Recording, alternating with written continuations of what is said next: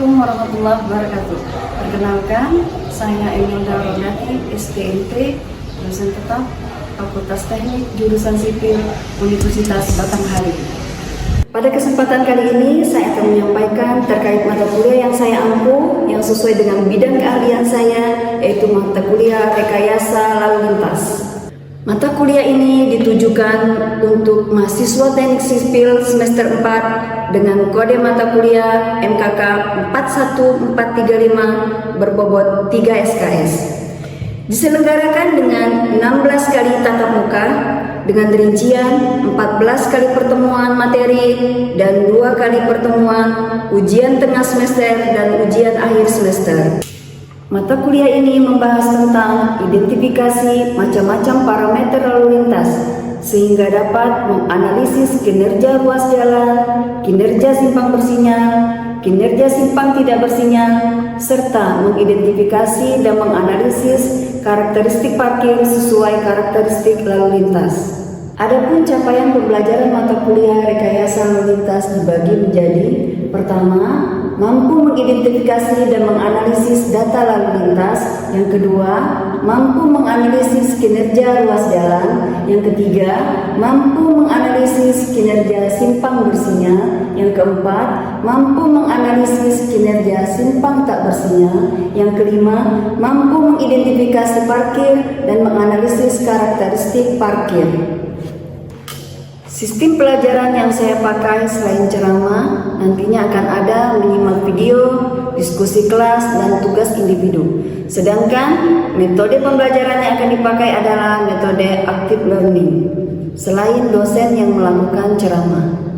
Adapun sistem penilaian yang dipakai untuk mata kuliah ini adalah 20% tugas, 30% MIT, 50% UAS, di mana untuk kehadiran mahasiswa minimal 75%. Berikut adalah salah satu contoh perkuliahan Rekayasa Lalu Lintas pada pertemuan kelima yang membahas tentang perhitungan LHR. Assalamualaikum warahmatullahi wabarakatuh. Waalaikumsalam warahmatullahi wabarakatuh. Apa kabarnya hari ini? Baik. Hari ini kita masih lanjut mata kuliah yang sebelumnya ya.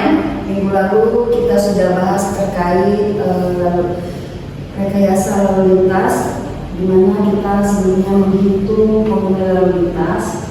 Tapi pada kesempatan kali ini materinya yaitu adalah kita menghitung perhitungan lalu lintas harian rata-rata LHR. Minggu lalu kita sudah tahu apa itu LHR. Cuma selanjutnya berikut ini materinya kita akan membahas bagaimana perhitungan LHR itu sendiri. Ya, data volume lalu lintas yang minggu lalu, nanti itu kita coba analisis. Sebenarnya ada banyak metode, tinggal lagi balik kalian mengaplikasikan metode-metode itu. Ya, saya masuk ke pertama. Seperti mata kuliah sebelumnya, sebelum kita mulai itu kita tidak terlepas dari apa tujuan kita. Jadi tujuan utama dari perkuliahan kita hari ini yaitu kita akan mencoba bagaimana membuat perhitungan lalu lintas harian rata-rata. Kemarin kita sudah belajar teorinya, ini hari kita masuk bagaimana menghitung. Menghitungnya di sini yang pertama kalian akan lihat dari data volume lalu lintas. Sudah ada data, tapi mungkin tidak terlepas dari yang kedua itu namanya kecepatan. Tapi di sini kalau khusus yang namanya LHR itu yang pertama kita akan berfokus ke sini dulu. Bagaimana volume lalu lintas. Oke ya. Tujuan selesai, berikutnya sama-sama kita lihat, kita akan video sedikit. Ini ada sedikit video bagaimana lalu lintas harian rata-rata. Jadi artinya kalau kita sama-sama lihat ini video pergerakan saja, pergerakan lalu lintas kebetulan di simpang ya, hanya sekilas saja dilihatnya. Ini kebetulan lokasi di posisi di simpang Sijinjang. Tahu ya simpang Sijinjang itu di mana? Persisnya kalau lurus itu kita ke jembatan Aubur 2. Kalau ke kanannya ke Pelabuhan Tabuku. Kalau yang ke kirinya kita ke arah mau ke Pompei itu, ya. Ada jalan baru, tahu? Jalan baru Pasar 46 itu. Jadi ini simpangnya, satu ke Tabuku, satunya lagi lengan ke Jembatan Alumni 2, satu lagi ke Jalan Baru, satu lagi namanya Jalan Yosudarso. Oke? Simpang yang tidak bersinyal itu bukan berarti simpang itu tidak perlu lampu lalu lintas. Kenapa? Sebenarnya mungkin ada beberapa kajian simpang itu perlu traffic light atau tidak. Itu ya. Yang kedua, kenapa simpang itu ada lampu? Simpangnya tuh simpang lampu lalu lintas kok, tapi lampunya nggak hidup. Jadinya agak ngacak itu kita lihatnya kan. Kenapa? Karena kan orangnya kan kepatuhan, tinggal balik human masing-masing ya. Nah orang ini kan kadang-kadang lihat nih, satu sisi ayo nggak ada polisi terabas saja, tapi satu sisi lagi kan kadang-kadang ada orang yang benar-benar taat lalu lintas. Berarti ketika ada dan tidak ada lalu lintas, gitu kan, mereka akan mematuhi aturan. Ada yang namanya istilah sopan santun berlalu lintas. Paham ya? Ini kita sudah lihat sama-sama bagaimana lalu lintas. Kebetulan ini ada data, dan sama-sama kita lihat. Ada data survei lalu lintas mulai dari hari Senin, Selasa, 3 hari. Ini surveinya 3 hari ya, kebetulan di hari kerja. Pelaksanaannya kurang lebih ini, kalau lihat dari data ada tanggal 29, jamnya jam 00, start 0. Karena perhitungan LHR itu sebenarnya harus 24 jam sebenarnya ya. Namun juga lalu lintas hanya rata-rata, karena satu hari itu adalah 24 jam. Tapi sekarang ini kalau kita lihat kan data-data lalu lintas itu, kita mungkin lebih ke yang namanya ada yang namanya jam sibuk. Nah, ini kita biasanya terbagi dua, terbagi 3 ya. Ada jam sibuk pagi, jam sibuk siang, atau jam sibuk malam. Kalau kita lihat dari area simpang itu tadi, itu bisa dibilang karena kita jalannya ke arah ke Pelabuhan Tabuku, mungkin aktivitas batubara itu akan bekerja pada saat malam. Makanya ada yang namanya jam puncak pagi, jam puncak siang, dan jam puncak malam. Oke ya. Oke. Bagaimana cara menghitung LHR itu sendiri? Nah ini kita lihat. Ini kita lihat semua data sudah ada. Data itu sudah terkalkulasi, artinya ketika kita membuat data lalu lintas kan nyatanya arahnya itu katakanlah titik A ke titik B. Jadi dari titik A ke titik B itu kan ruas itu ada yang 2 arah, artinya ada yang arah ke sana dan arah ke sini. Jadi bisa dia bolak-balik. Makanya ada simbol N dan O. Jadi sebenarnya berapa area yang memasuki satu lokasi. Makanya ruangnya itu 2 arah. Nah, sistem kita itu ada 2 arah. Nah, ini kebetulan ada 2 arah. Berikutnya tinggal kalian tabulasi saja. Ketika semua sudah jadi, misalkan nih kita sudah dapat nilai kiri dan kanan, maksudnya nilai kiri dan kanannya. Nah, nilai angka-angka ini masing-masing tinggal, artinya kan ruas itu yang memasuki satu spa. Katakanlah satu spa ini. Titik 0 ke titik 0 lagi. Area survei kita kemarin itu kan.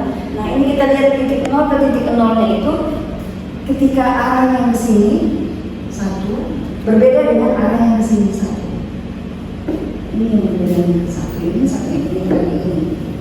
Oke, nanti semuanya terkalkulasi masing-masing sesuai dengan karakteristik lalu lintasnya. Kan ada nih jenis-jenis kendaraannya. Kebetulan tabelnya ada 12 ya. 12 macam jenis lalu lintas. Nah ini kita lihat semuanya tertabulasi, tinggal masukkan ke dalam tabel-tabelnya. Bagaimana berikutnya tinggal mengaplikasikannya, tinggal menggunakan rumus yang ada. Artinya ketika tabel sudah jadi, ujungnya tinggal ditotalkan saja. Bagaimana? Nah data masing-masing semua sudah dapat. Bagaimana menghitung LHR-nya? Tinggal membuat yang namanya rata-rata. Karena kenapa? Kita melakukan surveinya itu 3 hari. Berarti kita harus membuat average-nya, membuat rata-ratanya. Paham ya sampai di sini ya? Bagaimana? Totalnya dapatlah nilai LHR. LHR itu berarti masih dalam satuannya kendaraan per hari. Ini per hari. Kita surveinya selama 3 hari. Berarti kan dibuat rata-ratanya. Dapatlah totalnya. Setelah dapat, itulah dapat nilai LHR. Satuan LHR itu adalah masih yang pertama, masih dalam kendaraan per hari. Nah, berikutnya ada lagi yang namanya istilah ekivalen mobil penumpang. Masing-masing klasifikasinya itu kita membuat ekivalennya. Bagaimana membuat ekivalennya? Ada ekivalen tabelnya itu tadi. Ini kan terklasifikasi. Kalau sepeda motor beda, terus lagi kendaraan ringan beda, begitu juga kendaraan berat, termasuk juga dengan kendaraan tidak bermotornya. Masing-masing sudah terklasifikasi. Berikutnya baru kita dapat LHR-nya, karena sesungguhnya LHR itu satuannya adalah SMP per hari. Oke ya, kira-kira ada yang mau ditanyakan untuk materi hari ini? Cukup jelas nggak? Jelas. Satuan kendaraan per hari akan menjadi SMP per hari. Bagaimana caranya? Berarti kendaraannya dikalikan dengan EMP. EMP itu adalah ekivalen mobil penumpang. Masing-masingnya berbeda. Itu sudah ada tabulasinya di NKJI. Dia terklasifikasi ya. Ada yang namanya sepeda motor, terus ada lagi yang namanya kendaraan ringan, kendaraan berat, semuanya sudah terklasifikasi. Ada ini tidak pernah lupa. Kita ada juga yang namanya kendaraan tidak bermotor. Apa itu kendaraan yang tidak bermotor? Sepeda. Apalagi? Beca. Beca. Oke, apalagi? Ontel. Motor listrik kira-kira masuk mana ya? Motor lah. Karena dia motor listrik. Terus apa lagi? Apa ya? Apa lagi? Gerobak masuk? Masuk. Masuk ya. Iya. Kalau orang yang jalan kaki masuk nggak? Enggak. Masuk kendaraan tidak bermotor nggak dia? Oh iya, aku jalan kaki. Karena dia jalan Kaki. Oke ya. Oke, Bu. Izin bertanya, Oke, apa? EMP itu apa? EMP itu kalau kita lihat kan ini kan persingkatan ya.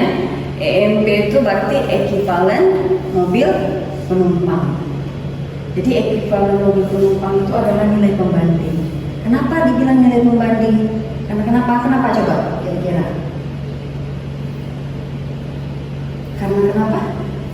Karena masing-masing kendaraan itu berbeda, jenisnya berbeda, makanya semuanya terklasifikasi. Karena nih kalau mobil kan jumlah yang masuk di dalam mobil itu kan orangnya berbeda, bisa 4. Kalau sepeda motor orangnya cuma bisa 2 orang. Kalau mobil berarti bisa 4 orang. Tapi 4 orang itu tidak menjamin bahwa semua orang ada di dalam mobil. Makanya dibuat nilai pembanding. Oke ya? Jadi ini sudah terklasifikasi semua. Yang masing-masingnya itu ada sepeda motor. Sepeda motor itu berarti EMP-nya 0,9. Terus mobil penumpang. Nah, mobil penumpang terkategori dia adalah angkanya 1, ekivalennya itu 1. Seperti sedan, jeep, wagon, overhead, up itu masuk ke kendaraan ringan. Jadi kendaraan ringan itu EMP-nya adalah 1. Itu ya. Paham ya kira-kira?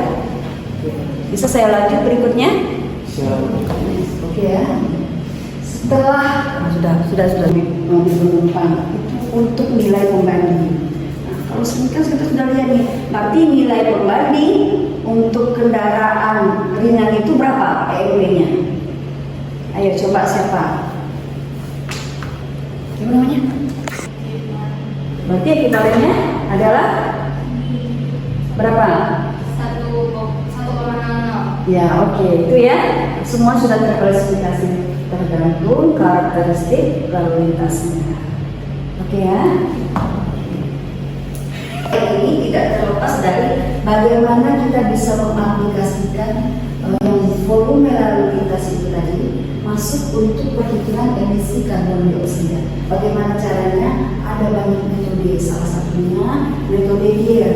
Ada metode DIR 1, 2, dan 3. Tapi pada kesempatan ini saya akan membahas metode DIR 3. Biasanya orang mengenal dengan yang namanya metode dekomposisi kaya.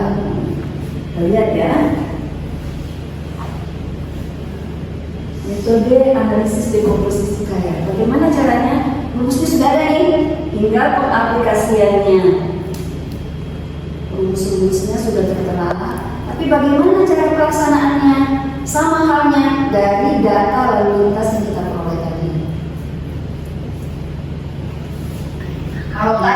kita sudah dapat volume lalu lintas, volume lalu lintas yang kita dapat tadi. Kita satuan yang lain itu adalah SMP per apa tadi? SMP per apa? Hari. SMP per Hari. Kalau tadi pertamanya itu sebelum menjadi SMP, dia adalah satuannya kendaraan per hari. Yang dipakai untuk penghitungan emisi ini adalah bukan SMP-nya. Adalah contoh perhitungan emisi karbon dioksida. Caranya bagaimana? Ini saya contohkan satu moda kendaraan, contohnya sepeda motor. Kita sama-sama lihat. Rumusnya 1 per kilo ekonomi. Lihat tabelnya sudah ada. Nah, terus dikalikan dengan berat jenis bahan bakarnya. Tabel kita juga sudah ada. Lalu dikali dengan emisi karbon dioksida per satuan berat bahan bakar gram karbon dioksida per kilo tadi volume lalu lintas. Itu kita bisa menghitung berbagai macam analisis tadinya. Kita bisa menghitung kalau katakanlah analisis itu volume lalu lintas, kita bisa menganalisis ruas jalan, kita bisa menganalisis kinerja ruas jalan, atau bisa menganalisis juga kinerja simpang, atau bahkan kita bisa menganalisis kinerja simpang tidak bersinyal. Tidak itu saja, di menghitung lalu kinerja segala macamnya itu tidak terlepas. Kalau kita cerita yang namanya volume lalu lintas itu tidak terlepas dari kalau kita lihatlah sehari-hari kita lihat ya. Kita bisa lihat bagaimana kondisi lalu lintas kita. Artinya kenapa? Kondisi lalu lintas yang seperti itu tidak terlepas dari yang namanya polusi. Nah, ada lagi metode. Jadi untuk yang namanya volume lalu lintas ini kita bisa menghitung yang namanya emisi karbon dioksida. Emisi karbon dioksida ini ya, biasanya orang mengenal yang namanya emisi CO2. Nah ini yang paling umum. Jadi sebenarnya kalau kita lihat, terutama emisi karbon dioksida ini ketika kendaraan berhenti ya. Nah, kalau tadi kita sudah dapat volume lalu lintas, volume lalu lintas yang kita dapat tadi, kita satuan yang lain itu adalah SMP per apa tadi? SMP per apa? Hari. SMP per Hari. Kalau tadi pertamanya itu sebelum menjadi SMP, dia adalah satuannya kendaraan per hari. Yang dipakai untuk penghitungan emisi ini adalah bukan SMP-nya, tapi kita memakai yang kendaraan per hari. Ini untuk aplikasinya saja, bahwa perhitungan volume lalu lintas itu bisa kita gunakan untuk menghitung emisi karbon dioksida. Bagaimana caranya? Semuanya itu tinggal ditabulasikan saja. Kendaraan sudah ada, berarti tinggal kita kalikan dengan koefisien dia masing-masing ya. Koefisien yang tadi kita dapat itu tadi ini.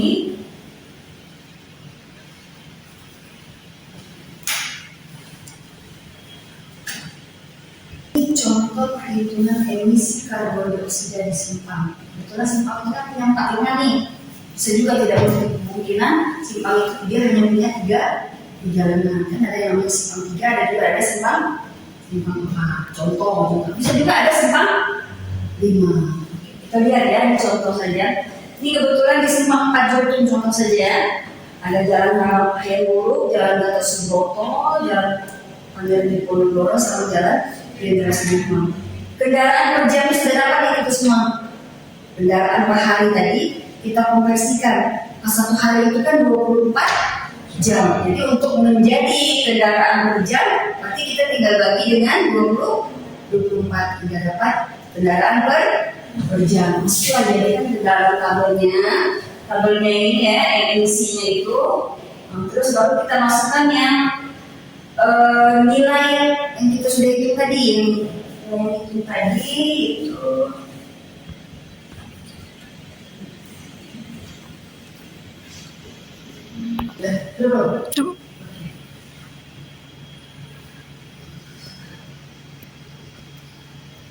Kendaraan per jamnya itu sudah dapat, kendaraan per jam sudah dapat, emisi karbonnya itu tadi Bagaimana caranya? Tinggal dikalikan saja kendaraannya, kita kalikan dengan emisi karbon kita yang 7, berarti kita kalikan dengan 270 dapat ini 4.860. Masing-masingnya berapa, tinggal kita totalkan saja ke samping. Masing-masing simpan. Pada di sini kira-kira ada yang mau ditanyakan? Cukup jelas ya? Jelas. Atau ada yang mau ditanyakan nih? Cukup. Kalau nggak ada mungkin materi ini terkait perhitungan LHR, karena sesungguhnya untuk perhitungan LHR itu sendiri kita bisa combine, artinya tidak hanya mentok di LHR volume lalu lintas, tapi kita bisa mengaplikasikannya seperti tadi kita menghitung emisi karbon dioksida, atau juga kita bisa menghitung kinerjanya, kinerja simpang, atau bisa juga menghitung kinerja ruas jalan. Oke? Tabel cara perhitungan emisi karbon dioksida. Tabel-tabelnya ini untuk fuel ekonomi, jumlah penumpang, fuel ekonominya rumusnya yang di atas.